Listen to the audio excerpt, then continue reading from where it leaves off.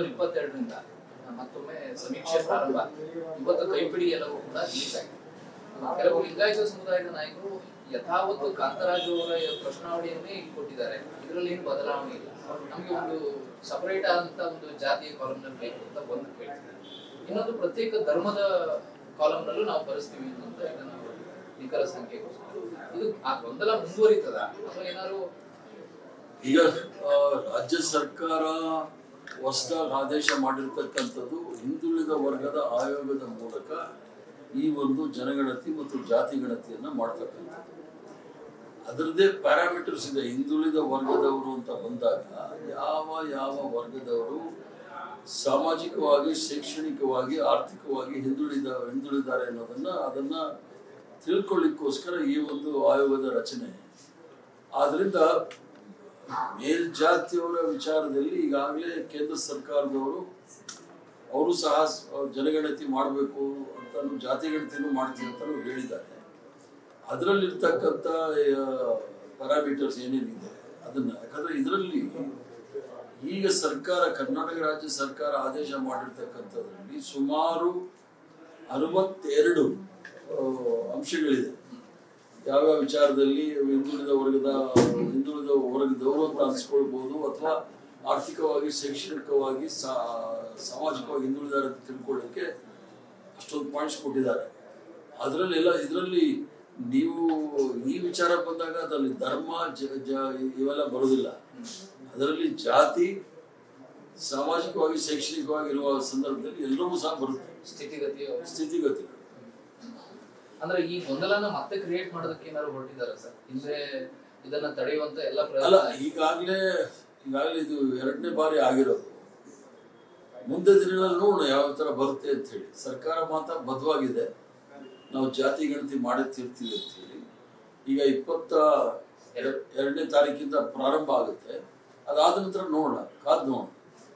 Sir, ಇನ್ನೊಂದು ಈ ಕರಾವಳಿ ಭಾಗದಲ್ಲಿ RSS ಪ್ರಯೋಗಶಾಲೆ ಮಾಡ್ಕೊಂಡಿತ್ತು. ಈಗ ಅದನ್ನ ಹಳೆ ಮೈಸೂರು ಭಾಗ ಕೆಲವು ಶಿಫ್ಟ್ ಆದಂತ ಅನಿಸ್ತಿದೆ. ಮದ್ದೂರಿನ ಗಲಾಟೆ, ಕರಾವಳಿ ಭಾಗದಲ್ಲಿ ಅದು ಹಿಂದುತ್ವ ಲ್ಯಾಬೊರೇಟರಿ ಆಗಿತ್ತು.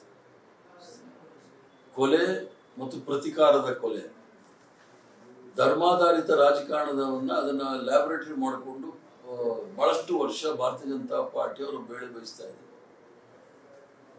ಸಿದ್ದರಾಮಯ್ಯನವರ ಒಂದು ದಿಟ್ಟ ನಿಲುವಿನಿಂದ ಒಳ್ಳೆ ಅಧಿಕಾರಿಗಳನ್ನ ದಕ್ಷಿಣ ಕನ್ನಡದಲ್ಲಿ ಹಾಕಿರೋದ್ರಿಂದ ಉಡುಪಿ, ಮಂಗಳೂರಲ್ಲಿ ಸಂಪೂರ್ಣವಾಗಿ ಕೋಮು ಗಲಭೆ ಅನ್ನತಕ್ಕಂಥ ವಿಚಾರದಲ್ಲಿ ಅದು ಝೀರೋ ಬಂದ್ಬಿಟ್ಟಿದೆ. ಯಾರೂ ಸಹ ಪ್ರಚೋದನಕಾರಿ ಹೇಳಿಕೆ ಆಗಲಿ ಅಥವಾ ಧರ್ಮಾಧಾರಿತ ದ್ವೇಷ ರಾಜಕಾರಣ ಆಗಲಿ, ದ್ವೇಷ ಭಾಷೆಗಳಾಗಲಿ, ಇವೆಲ್ಲವೂ ಸಹ ನಿಂತಿದೆ. ನೆಮ್ಮದಿಯಿಂದ ಜನಸಾಮಾನ್ಯರು ಅವರ ಜೀವನವನ್ನು ಸಾಗಲಿಕ್ಕೆ ಅವಕಾಶ ಆಗ್ತಾ ಇದೆ. ಸುಮಾರು ವರ್ಷಗಳ ಕಾಲ ಜನಸಾಮಾನ್ಯರು ಭಯಭೀತರಾಗಿ ಓಡಾಡಬೇಕಾಗಿತ್ತು. ಯಾವ ಸಂದರ್ಭದಲ್ಲಿ ಯಾರು ಹಲ್ಲೆ ಮಾಡ್ತಾರೆ ಅನ್ನೋದು ಯಾರಿಗೂ ಸಹ ಗೊತ್ತಿರಲಿಲ್ಲ. ಈಗ ಅಲ್ಲಿ ನಿರುದ್ಯೋಗಿಗಳಾಗಿರೋದ್ರಿಂದ ಭಾರತೀಯ ಜನತಾ ಪಾರ್ಟಿಯವರು ಉದ್ಯೋಗ ಅರಸ್ಕೊಂಡು ಮಂಡ್ಯ ಅಂತ ಜಿಲ್ಲೆಗೆ, ಕುವೆಂಪುರವರ ನಾಡು, ರೈತರ ನಾಡು, ಇಲ್ಲಿ ಸಾಮರಸ್ಯಕ್ಕೆ ಹೆಸರುವಾದಂತ ನಾಡು, ಇಲ್ಲಿ ಬಂದು ಅದು ಸಾಮರಸ್ಯವನ್ನು ಕೆಡಿಸ್ಲಿಕ್ಕೆ ಪ್ರಯತ್ನ ಮಾಡ್ತಾರೆ. ಅಲ್ಲೂ ಸಹ ಏನೂ ಆಗುದಿಲ್ಲ. ಯಾಕಂದ್ರೆ ನಾನು ಹೇಳೋದಿಷ್ಟೇ, ಮಾಡ್ಲಿ, ಭಾರತೀಯ ಜನತಾ ಪಾರ್ಟಿಯವರು ಧರ್ಮಾಧಾರಿತ ರಾಜಕಾರಣ ಮಾಡ್ತಾರಲ್ಲ, ಅವ್ರ ಮಕ್ಕಳನ್ನ ಮುಂದೆ ಬಿಟ್ಟು ನೋಡಿ, ಪಕ್ಕದ ಮನೆ ಮಕ್ಕಳನ್ನ ಬಾವಿತ್ತಳ ಆಳ ನೋಡೋದು ಬೇಕಾಗಿಲ್ಲ. ಯಾರ್ಯಾರಲ್ಲಿ ಹೋಗಿ ಪ್ರಚೋದನಕಾರಿ ಭಾಷಣಗಳು ಮಾಡಿದವರೆಲ್ಲ ಮಕ್ಕಳೆಲ್ಲ ಮುಂದೆ ನಿಂತ್ಕೊಳಕ್ ಹೇಳಿ.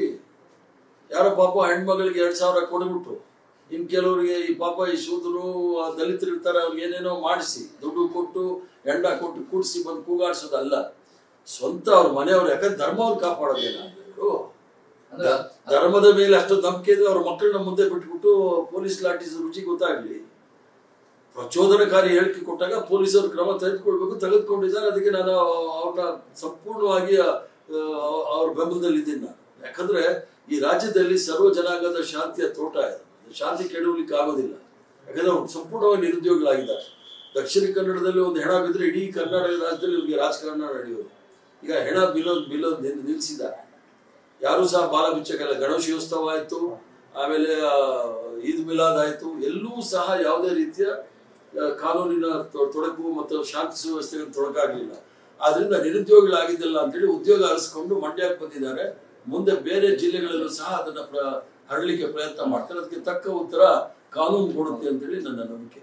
ಸರ್, ಅಲ್ಲಿ ಹಣ ಕೊಟ್ಟು ಹೋರಾಟ ಮಾಡಿಸಿದ್ದಾರೆ ಅಂತೀರಾ? ಒಂದು ಹೆಣ್ಮಗಳು ಯಾರು ಹೇಳ್ತಿದ್ಲ ಅವಳು ಹೇಳಿದ್ಲಲ್ಲ, 2,000 ಕೊಟ್ಟು ಈಸ್ಕೊಂಡು ನಾನು ಇಲ್ಲಿ ಬಂದಿದ್ದು ದೊಡ್ಡ ತಪ್ಪಾಯ್ತು ಅಂತ ಹೇಳಿ. ಯಾಕಂದ್ರೆ ಅಲ್ಲಿ ಪೊಲೀಸರು ಅರೆಸ್ಟ್ ಮಾಡಿದಾರಲ್ಲ, ಬೇರೆ ಜಿಲ್ಲೆಗಳಿಂದ ಬಂದಿರೋದು. ಅವ್ರೇನು ಪಾಪ ಪಾದಯಾತ್ರೆಯಲ್ಲಿ ಬಂದ್ರ, ಹಣ ಇಸ್ಕೊಂಡೇ ಬಂದಿರ್ತಾರೆ. ಆದ್ರಿಂದ ಹಣ ಮತ್ತು ಹೆಂಡವನ್ನ ಕೊಟ್ಟು ಈ ಧರ್ಮವನ್ನ ಕಾಪಾಡಲಿಕ್ಕೆ ಕೆಲಸ ಮಾಡ್ತಾ ಇದ್ದಾರೆ. ಇದು ಖಂಡನೀಯ. ಬಟ್ ಸರ್, ಸರ್ಕಾರದ ಕಡೆಯಿಂದ ಸಚಿವರಾಗಲಿ ಅಥವಾ ಸಂಬಂಧಪಟ್ಟವರಾಗಲಿ ಕಲ್ಲು ಹೊಡೆಯುವುದು ಕೂಡ ತಪ್ಪು ಅನ್ನುವಂತ ಒಂದು ಸಂದೇಶವನ್ನ ಯಾಕೆ ಕೊಡ್ತಾ ಇಲ್ಲ? ಅಂದ್ರೆ ಅದನ್ನ ಗೊತ್ತಿದ್ದು ಏನಾದ್ರು ಕಡೆಗಣನೆ ಆಗ್ತಿದ್ಯಾ? ನೋಡಿ, ಒಂದು ನಾಗರಿಕ ಸಮಾಜದಲ್ಲಿ ಬದುಕ್ತಾ ಇರ್ತಕ್ಕಂಥವ್ರು ನಾವು. ಕಲ್ಲು ಹೊಡಿತಾರೋ ಮಣ್ಣೆಸಿತಾರೋ, ನಾವು ಒಂದು ಸಭ್ಯ ನಾಗರಿಕರಾಗಿ ಯಾವ ರೀತಿ ನಡ್ಕೊಳ್ಬೇಕು ಅನ್ನೋದು ನೋಡ್ಬೇಕು. ಅದು ಯಾರಿಗಾದ್ರೂ ನೋವುಂಟು ಮಾಡ್ತಕ್ಕಂಥ ವಿಚಾರಗಳಾದಾಗ ಇವರ ಕ್ರಮಗಳು ಸರ್ಕಾರ ಕಾನೂನು ಕ್ರಮ ತೆಗೆದುಕೊಳ್ಬೇಕಾಗುತ್ತೆ. ಪ್ರಚೋದನಕಾರಿ ಹೇಳಿಕೆಗಳು ಬಂದಾಗ ಪೊಲೀಸ್ ಅವರಿಗೆ ಈಗಾಗಲೇ ಸುಪ್ರೀಂ ಕೋರ್ಟು ಈಗಾಗಲೇ ಬಹಳ ಸುಮೋಟೋ ಡೈರೆಕ್ಷನ್ಸ್ ಕೊಟ್ಟಿದೆ, ಸುಮೋಟೋ ಕೇಸ್ ಮಾಡಬೇಕು.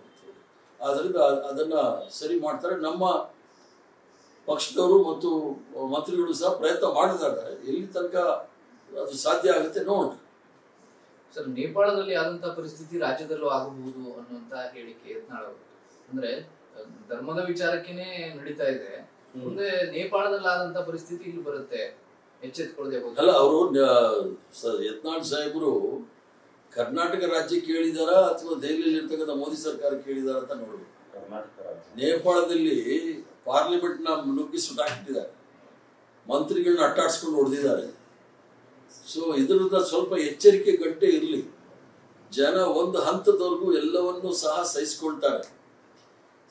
ಒಂದು ಹಂತ ಮೀರಿ ಹೋದಾಗ ಜನ ಕೈ ತಕೊಂಡ್ರೆ ಯಾರೇನು ಮಾಡೋಕ್ಕಾಗೋದಿಲ್ಲ. ಸುಳ್ಳು ಹೇಳ್ತಾರೆ, ಹೇಳಬೇಕು, ಒಂದು ಮಿತಿ ಇರಬೇಕು. 100 ಸಲ ಸುಳ್ಳು ಹೇಳ್ಬಿಟ್ಟು ಅದೇ ಸತ್ಯ ನಮ್ಸಕ್ಕೆ ಹೋಗ್ತಾರೆ ನೋಡಿ, ಅದು ಬಹಳ ಡೇಂಜರ್. ಯಾಕಂದ್ರೆ ನೇಪಾಳದಲ್ಲೂ ಹಾಗೆ ಉದ್ಯೋಗ ಇಲ್ಲ, ಬೆಲೆ ಏರಿಕೆ, ಭ್ರಷ್ಟಾಚಾರ, ಮಹಿಳೆಯರು ಸುರಕ್ಷಿತರಿಲ್ಲ, ಮಕ್ಕಳಿಗೆ ಶಾಲಾ ಕಾಲೇಜುಗಳಲ್ಲಿ ಸೀಟ್ಗಳಿಲ್ಲ, ಫೀಸ್ ಕೊಡಕ್ಕಾಗೋಲ್ಲ. ಇವೆಲ್ಲ ನೋಡಿ ದಂಗೆ ಎದ್ದಿರೋದು. ಮಾಲ್ಡೀವ್ಸ್ ಆಗಿದೆ, ಸಿಲೋನಲ್ಲಾಗಿದೆ, ಬಾಂಗ್ಲಾದೇಶಲ್ಲಾಗಿದೆ. ಬಾಂಗ್ಲಾದೇಶ ಪ್ರೈಮ್ ಮಿನಿಸ್ಟರ್ನ ಇವರೇ ಆಶ್ರಯ ಕೊಟ್ಟಿದ್ದಾರಲ್ಲ ಡೆಲ್ಲಿಯಲ್ಲಿ, ಶೇಖ್ ಹಸೀನಾ. ಸೊ ಪಾಕಿಸ್ತಾನದಲ್ಲೂ ನಡೀತಾನೆ ಇದೆ. ನೇಪಾಳ ಬಾಕಿತ್ತು, ಅದು ನಡೆದೋಯ್ತು. ಅದರಿಂದ ಅವರು ಭವಿಷ್ಯವಾಣಿ ಹೇಳಿರ್ಬೇಕು ನಮ್ಮ ಯತ್ನಾಳ್ ಅವರು. ಒಳ್ಳೆ ಭವಿಷ್ಯಕಾರರು, ಜ್ಯೋತಿಷ್ಯಕಾರರು ಅಂತ ಕಾಣುತ್ತೆ ಮುಖಾದ ನೋಡಿ. ಸರ್, ಈ GST ಕೂಡ ಬದಲಾವಣೆ ಆಯ್ತು, ಆದ್ರೆ ಇದು ಕೇವಲ ಇಷ್ಟು ವರ್ಷಗಳಲ್ಲಿ ಆದ ತಪ್ಪನ್ನ ಸರಿಪಡಿಸಿಕೊಂಡಿದ್ದಾರೆ ಹೊರತು ಹೊಸ ಮಾರ್ಪಾಡಲ್ಲ. ಇದರಿಂದ ಜನರಿಗೆ ಅನುಕೂಲ ಇಲ್ಲ ಅನ್ನೋದು ವಿಶ್ಲೇಷಣೆ. ನರೇಂದ್ರ ಮೋದಿ ಸರ್ಕಾರಕ್ಕೆ ಮಾನ ಮರ್ಯಾದೆ ಅನ್ನೋದೇ ಇಲ್ಲ. GST ತಂದಾಗ ಮಾಸ್ಟರ್ ಸ್ಟ್ರೋಕ್ ಅಂತಾರೆ, ಅದನ್ನ ಸ್ಲ್ಯಾಬ್ ಕಮ್ಮಿ ಮಾಡಿದಾಗ ಮಾಸ್ಟರ್ ಸ್ಟ್ರೋಕ್ ಅಂತ. ಅದನ್ನ ಒಪ್ಕೊಂಡು ಆಯ್ತಲ್ಲ, ಇಷ್ಟು ದಿವಸ ನಾವು ಹೇಳ್ತಾ ಇದ್ದೀವಿ ಸರಿ ಅಂತ. ಬೆಲೆ ಏರಿಕೆ ಈಗ 11 ವರ್ಷಗಳ ಕಾಲ ಪ್ರಾಣ ತಿಂದ್ರಲ್ಲ ಬಡವರಿಗೆ, ಅದನ್ನ ಯಾರು ಅದನ್ನ ಕಾಂಪನ್ಸೇಟ್ ಮಾಡೋದು? ಪರಿಹಾರ ಯಾರು ಕೊಡೋದು ಅದಕ್ಕೆ? ಆದ್ರಿಂದ ಸ್ಲ್ಯಾಬ್ ರಾಹುಲ್ ಗಾಂಧಿ ಅವರು ನಿರಂತರವಾಗಿ ಹೇಳ್ಕೊಂಡೇ ಬಂದಿದ್ರು, ಸಿಂಗಲ್ ಸ್ಲ್ಯಾಬ್ ಇರಬೇಕು ಅಂತ ಹೇಳಿ. ಈಗ ಡಬಲ್ ಸ್ಲ್ಯಾಬ್ ಮಾಡ್ಕೊಂಡಿದ್ದಾರೆ.